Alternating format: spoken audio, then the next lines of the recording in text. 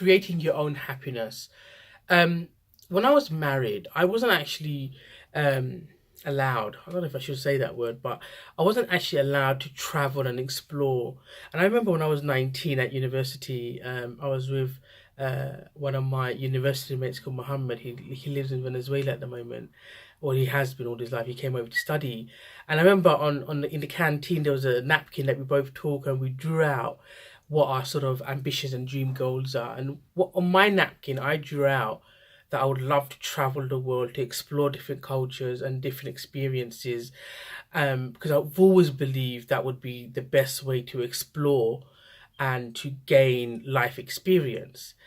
So being married for 10 years and not really being able to explore, as soon as I came out of that marriage, I made a promise to myself that I'm now in charge of my life. I'm now in charge of my own happiness, and I'm gonna do what I need to do to create my own happiness. And then the one constant for the last 3 years now has been to make sure that I make whatever sacrifices I needed to go and enjoy and explore different cultures, different experiences, and travel as often as I can, whether it's within the UK or whether it's around Europe.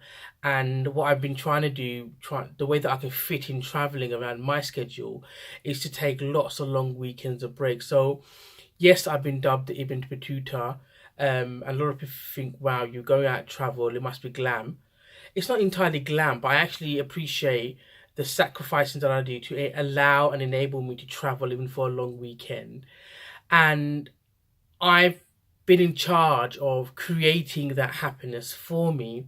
So when I hear people come to me and speak with me that they're struggling with that, the only thing that I can suggest and say is once upon a time, I felt I could not create my own happiness. I felt that I did not have the ability or the means to do that. And I didn't have the confidence to go out and do it. And the moment I started that 3 years ago, and I realized that I'm actually very comfortable with my own company because I do a lot of solo traveling and I absolutely love it. Because that's could become my me time now. I absolutely love traveling alone. Yes, I do travel with friends, but I do like traveling alone. And going away for a long weekend somewhere and exploring a new city, a new culture, new people, and developing and creating those memories has had a absolutely profound positive impact on me and my life. And I cannot stress how incredibly happy it has made me.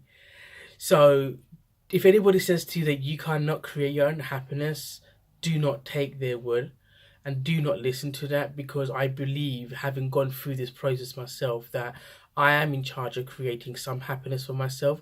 Maybe not everything, but the things that I am and I can control, I will definitely use those moments so that to create happiness for myself. So let that be something to think about when you're trying to create your own happiness.